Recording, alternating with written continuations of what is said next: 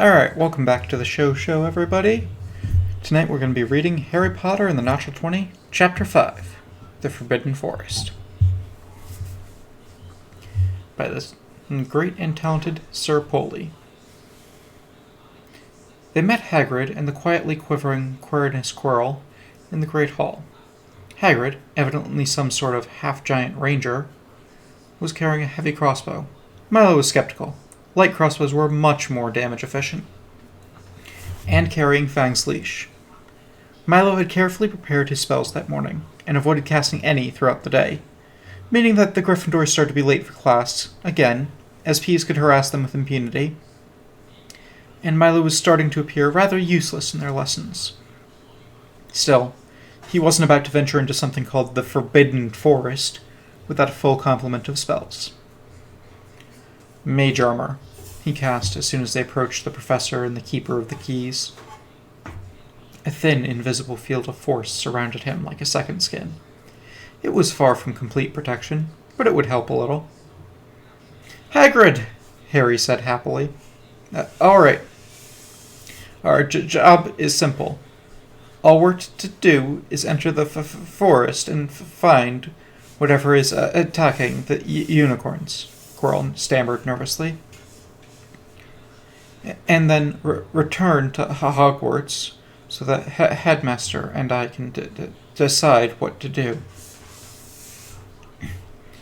"Sounds like a plan," Milo said, although he privately wondered why all the powerful wizards living in Hogwarts didn't just use some divinations to determine what was in the forest. "You all right, Harry?" Hagrid asked Harry, who looked a little nervous, but determined. Milo was a little impressed that he'd volunteered for this. His friend was only 3 days into his wizard training. Milo hadn't, in fact, seen him perform any actual magic yet. Now that's guts, he thought, but smart. If he lives, anything we encounter will give him so much XP that he's bound to level up at least once. No, pardon me. Oh. "Let's be off, then," Hagrid said, and led them through the grounds. Hogwarts sure looks eerie at night, Milo thought. A bit like Thamiour's old place. Milo felt a brief pang of homesickness. Thamiour was evil to the core, sure. But after the number of times Milo and his party had defeated him, he was practically family. Now, I want to be clear. Anything happens. Anything at all. And you're to send red sparks and run. You hear? Harry and Milo nodded mutely. Milo could do close enough with a dancing light spell. "And keep your eyes peeled. And stick close." A soft breeze caused the chill night air to bite clean through their school uniforms, and Milo pulled out a warm scarf and some wool gloves, fingerless, so as not to interfere with his spellcasting gestures, from his belt of hidden pouches. "Right, I'll take Harry and Fang. Quirrell can take Milo," Hagrid said as they reached the outskirts of the forest.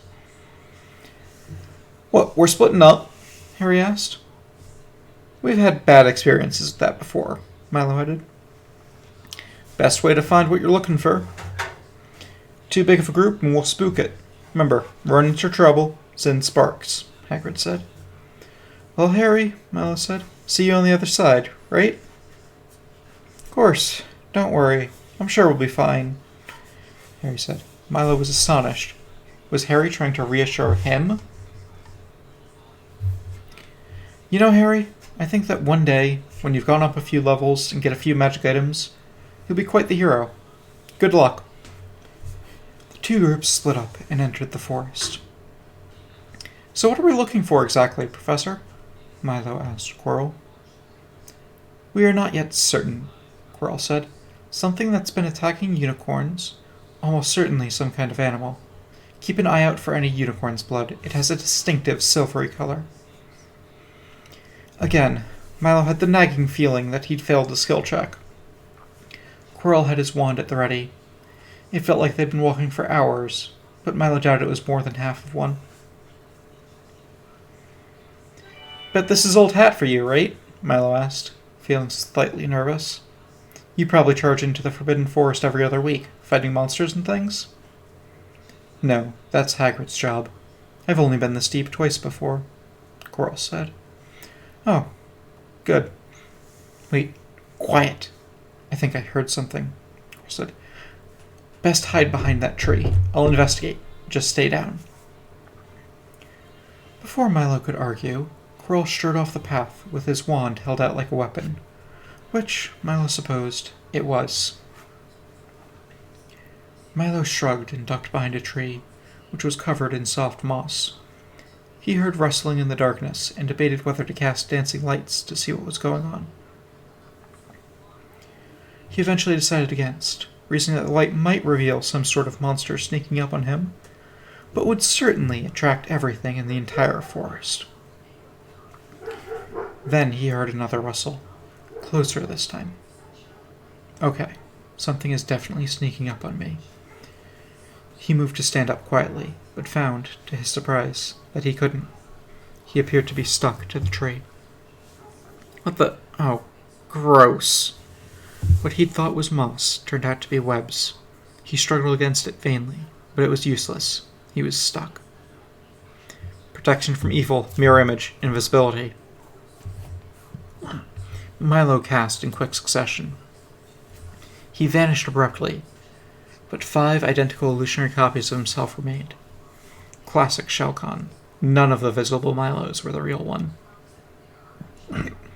He hoped he wasn't jumping at shadows, because he'd just burned through most of his daily allotment of spells.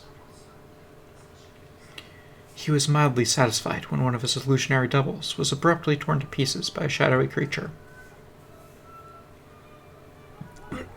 The satisfaction vanished when he realized he was, illusions aside, stuck to a tree being attacked by a monster he couldn't see.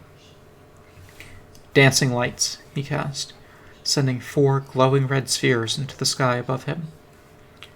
On the way up, they briefly illuminated, in red, horrible compound eyes and sharp pincers. Great, he thought. Giant spiders. His invisibility spell would end as soon as he attacked one of them. That is, cast any spell which included them in the area. That ruled out Glitter Dust and Grease, Milo's 2 favorite spells, but not creative use of Levitate. He could move himself or up to 400 pounds of objects vertically, but not horizontally.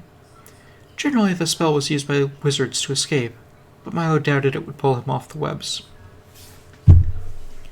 Levitate, he and all of his doppelgangers said.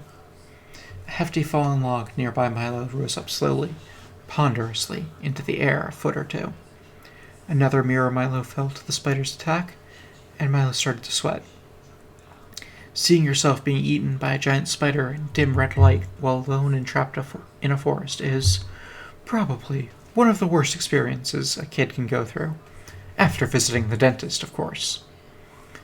Milo then carefully reached into his belt of hidden pouches with his right hand, his left stuck in the webs, and withdrew an old adventurer staple. 50 feet of silk rope and a grappling hook. The rope was invisible, but would cease to be as soon as it came to be more than 10 feet from Milo, and the log was about 12 feet away. Hopefully the spiders wouldn't notice 2 feet of taut rope appearing from nowhere. He awkwardly tossed the rope at the log, and missed. Milo saw another mirror Milo wink out of existence, presumably hit by the unseen attacker. Milo looked at the fallen grappling hook, lying uselessly in the mud, and panicked slightly. Shouldn't help be coming, he thought. The glowing lights are above me and everything. Wish I prepared Mage Hand this morning. His plan had been to lift the fallen tree up into the air, and use the grappling hook to pull it over the monstrous spider, then drop it. He doubted he'd have time to pull the hook back and throw it again. Well, nothing for it. No sense in us both dying, Morty, he whispered to his familiar as he pulled him from his belt. Run back to Hogwarts. See if Hermione or Hannah want you to be their familiar. Good luck, old friend. Fear, despair, reluctance, he felt through their bond. Mordenkainen reluctantly crawled out of Milo's grasp, turned around briefly. Love, he felt, before the magical creature skittered off. "Glitter dust!" Milo bellowed. The spider, now covered in glowing dust, was huge. The hairy creature's legs spanned at least 15 feet across. The thing was blinded by the spell, but that would only last for 24 seconds. Also, his invisibility was gone, and he was still stuck. He decided to try burning the webs off of him with prestidigitation. He might well get set on fire, but at least he'd be free. "Prestidigitation," he said, and a small jet of fire sprung out of his hand at the tree. But nothing happened. Milo was confused. He was sure that would work. Milo's only experience with webs came from the web spell, which was used frequently by his arch-nemesis Thamior, and only bear passing resemblance to actual spider silk. Notably, the magical webs burn rapidly when exposed to fire.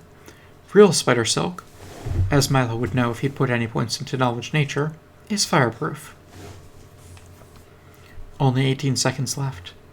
The spider flailed about awkwardly, catching one of Milo's duplicates with one of its 8 hairy legs. The duplicate flickered and vanished. All Milo had left was Silent Image, Featherfall, Grease, and some cantrips. Grace, he cast on the ground under the spider. The blind spider's 8 legs flailed about, trying to get traction on the slippery ground, its pincers creating an agitated clicking sound. It managed to keep its balance, however. Milo had forgotten that creatures with extra legs got a bonus to stability. He felt, after casting, that it might have been more effective to cast it on himself in case the spider tried to pick him up. Ah well, 12 seconds to live. Milo frowned, thoughtfully. One effect of Grease was that anyone standing on the slippery surface had to make a balance check to stay standing, and one effect of balance was that anyone who took damage had to redo the check or fall. The amount of damage didn't make a difference. Milo grinned. Acid Splash, he cast, and a pitifully small orb of acid hit the spider in what its face would be if it had one. Acid Splash was one of the most useless spells in existence. It hurt even less than just punching someone would, or even throwing a small rock. But Milo, as a conjurer, got an extra conjuration spell per level, and Acid Splash was the only 0th level conjuration spell in the multiverse. Milo had no choice but to prepare it every morning. The spider fell to the ground, and Milo had 6 seconds before glitter dust wore off and the spider could see. Milo gestured at the levitated log, still floating a little above the ground, and it flew up into the canopy. "Hey, Ugly," Milo said, reaching to his belt. "Fear me, for I hold the mighty eldritch power of an 11-foot pole." He gave the fallen spider a light push, and it slid, slightly downhill, along the greased dirt, until it came to a stop in the slight depression where the log once was. The spider's vision returned, and as glitter dust ended, it became stealthy again. The spider's dark brown carapace was all but invisible in the darkness. Milo dismissed Levitate. He couldn't see what happened, but he definitely felt the 600 XP he got for defeating a challenge rating 2 monstrous spider solo. Milo sighed. He was somewhat disappointed by that. He thought that the spider was worth way more than that. Well, I guess the spiders here are pushovers compared to the ones back home, he thought. When Quirrell, Hagrid, and Harry found him, he was whistling softly to himself, stuck to a tree. "Milo!" Harry shouted, panicked. "Are you alright?"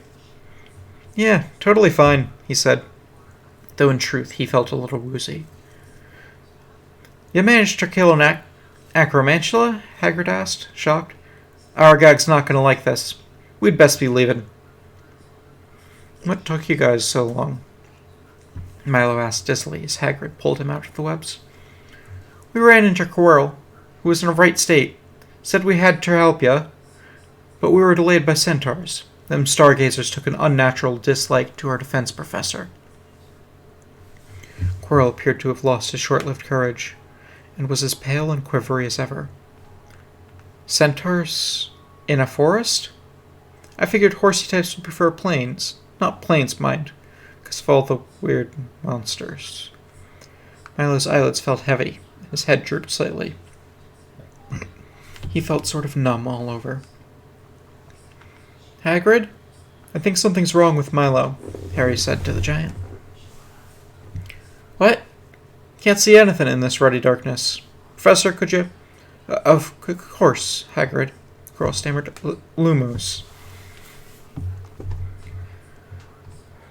Quirrell held the tip of his glowing wand over Milo, so Hagrid could investigate closer. It was hard to tell because of the poor lighting and Milo's black uniform, but there was a patch that seemed slightly darker than the rest. Oh no, Hagrid gasped. He's been bit. Milo frowned. He definitely didn't remember that happening.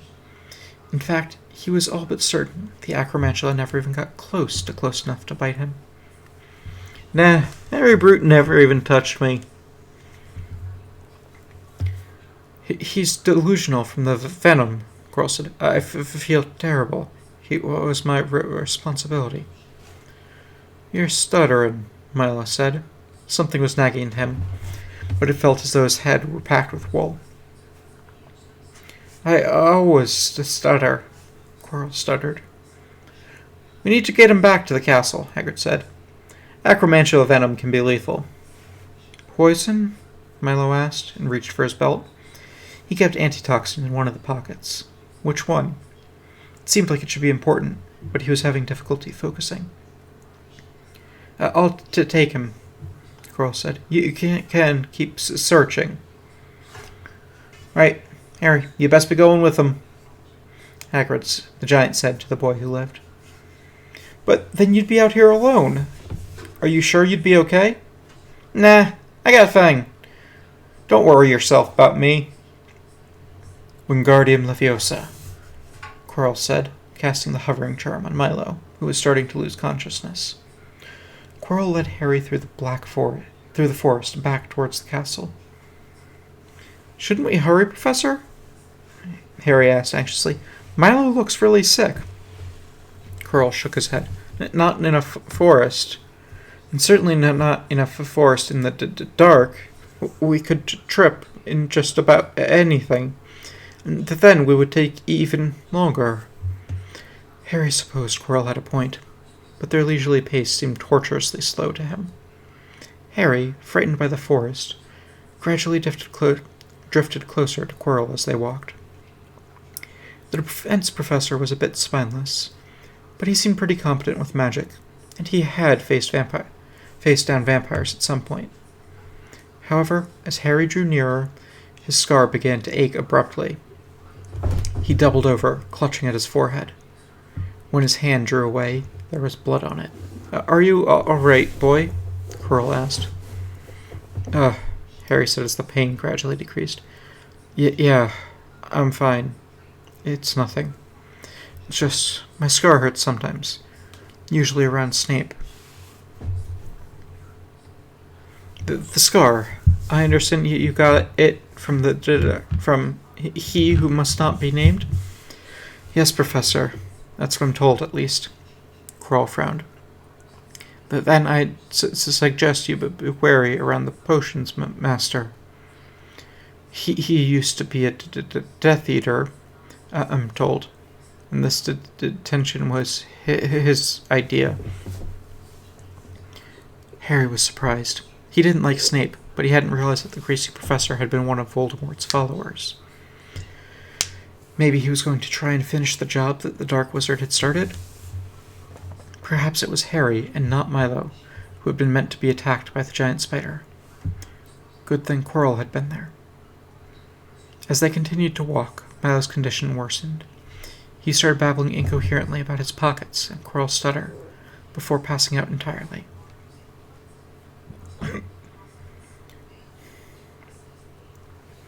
Morty scampered as fast as he could across the cold stone floor, which, considering he was a rat, more or less, was not terribly fast, towards the Gryffindor common rooms. Everything was going swell until he encountered the Fell Beast. The Fell Beast gave a cry of rage that would haunt Morty's dreams for weeks, and charged. Morty tried to dodge, but the cat was too fast. Its claws left a bloody gash down the rodent's back. It would have been enough to kill a lesser rat, but Morty, as a familiar, had more hit points. Barely. He had half as many as his master, who unfortunately decided to dump constitution and character creation. Morty climbed a suit of armor. Rusty, the Gryffindors hadn't gotten this far yet, to escape the dreadful claws. He tensed and jumped over to the next suit, barely catching hold of the helmet's visor. The fell beast, meanwhile, sat on the ground, debating what to do. He saw her tense up, ready to pounce, and Mordenkainen started to wish, heartily, that his master had taken the improved familiar feat. As the fell beast jumped, Morty let go of the visor and landed on the ground painfully. The cat's collision with the armor toppled it to the ground, and it spread in pieces over the hallway. Morty evaded them easily. Improved evasion could be handy, and sprinted as the cat regained their senses. Terror, panic, despair he felt through the empathic bond with his master. He rounded the last corner before the common room and finally reached the portrait. The fell beast was hot on his heels. "Password?" asked the fat lady. "Squeak," said Mordenkainen. "Correct," said the painting, and swung open. He barely made it through the portal as the painting swung shut. He could clearly hear the irritated sound of the fell beast hissing in frustration on the other side. There was a promise of pain and death in that hiss. Victory, satisfaction, triumph. He felt through the bond with his master. In the common room, he saw Scabbers eating some crumbs off the floor. "Squeak?" "Sorry, squeak!" he said to the ugly rat. "Squeak?" The appropriately named Scabbers asked, surprised. "Squeak, squeak, squeak, squeak!" Morty said urgently. Fear, pain, dizziness, he felt. Oh no, Morty thought. Has he been poisoned? Is he sick? Morty concentrated and tried to send strength through the bond. Every species of familiar had some sort of special power, and rats could convey a measure of resistance against things like sickness in their master, as long as they were within a mile. "Squeak," Scabbers said, and gave the rat equivalent of a shrug. Morty gave Scabbers a solid kick to the stomach and ran into the girl's dorms. He had to find the one with the nice teeth. She was smart. She would understand. She would help. The problem was that the humans all looked alike to him. "Squeak," he said hopefully to one, who woke up, looked at Morty, and screamed. Wrong one, he thought. "There's a rat in my room!" she cried. "Lavender, wake up!" Another girl stirred irritably. "What?" Lavender asked sleepily. "Ah!" she shrieked. The other humans all stood up out of bed while Morty looked at them each, carefully, trying to figure out which one was the one with nice teeth. The fact that they were all screaming made it easier. "Hey, it's that rat that Milo carries around all the time," said one. Hannah, in case you were wondering. Not that Morty knew that. "What's he doing in here?" Lavender asked. Morty gave the rat equivalent of a sigh. This wouldn't happen if I were a mouse. He thought. Everyone loves mice. He said urgently. "He looks kind of distressed," Lavender said. "Wait, is he bleeding?" "He should be with Milo," said one. "And Milo's out in the Forbidden Forest." She frowned. "We need to find McGonagall, immediately. Milo could be in trouble, and this poor rat looks half dead." As she spoke, he could see her teeth. Good rat-like teeth. Yes, this is the one, he thought, as his hit points slipped into the negatives. This is taking way too long, Harry thought. Is Quirrell lost? Should be just past the next few trees, Quirrell reassured him. But then we'll be in open territory and can sprint. Harry was skeptical. He was fairly certain that they were going roughly perpendicular to the castle. But then again, he'd never been in a forest before, and it was more than likely that his sense of direction was misleading him. Still, he felt the return journey should be faster than the trip out. They were taking all kinds of twists and turns while searching for the mysterious unicorn killer, but it had been at least that long since they'd left Hagrid. Harry gripped his wand, for all the good it would do. His scars still ached somewhat, so he wondered if Snape was around, creeping in the bushes. "Hello," he heard a familiar voice call out. Hagrid! Harry! Quirrell! Milo! Headmaster! Harry shouted. We're over here! Quirrell, Harry noticed, looked briefly frustrated before regaining his composure. Wait there! Dumbledore shouted. As the grandfatherly man approached, Harry could see a glowing red light come closer. It looked like fire, but it felt oddly soothing. Quirrell shielded his eyes from the bright light, but Harry felt fine. Headmaster, the boy was bit by an acromantula, Quirrell said to Dumbledore, who had a red glowing bird of some sort perched on his shoulder. He's been poisoned. Dumbledore acted quickly.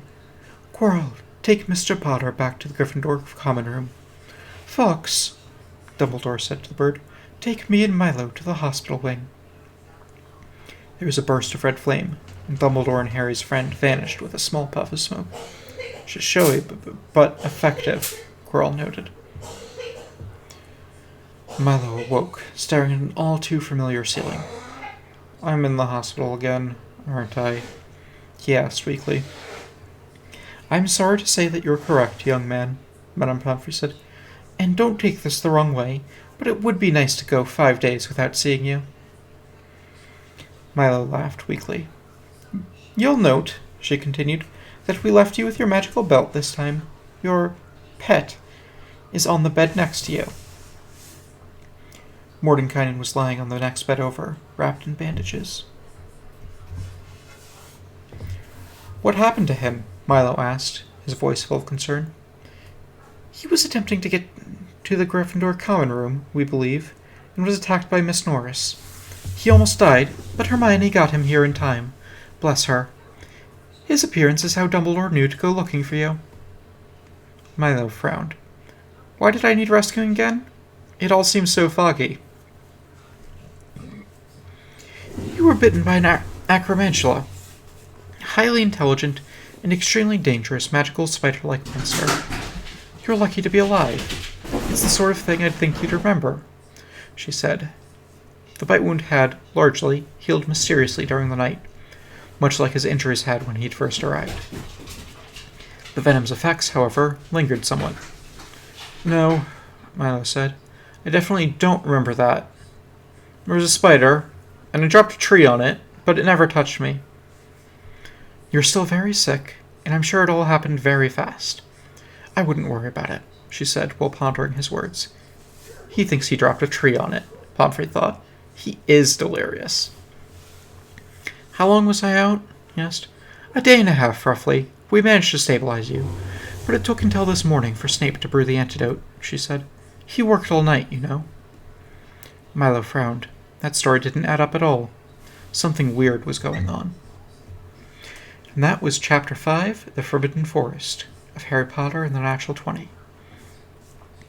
Thank you everyone for joining us, and I hope you've had a wonderful evening, and hopefully we will see you again tomorrow. And everyone have a great night. Bye-bye.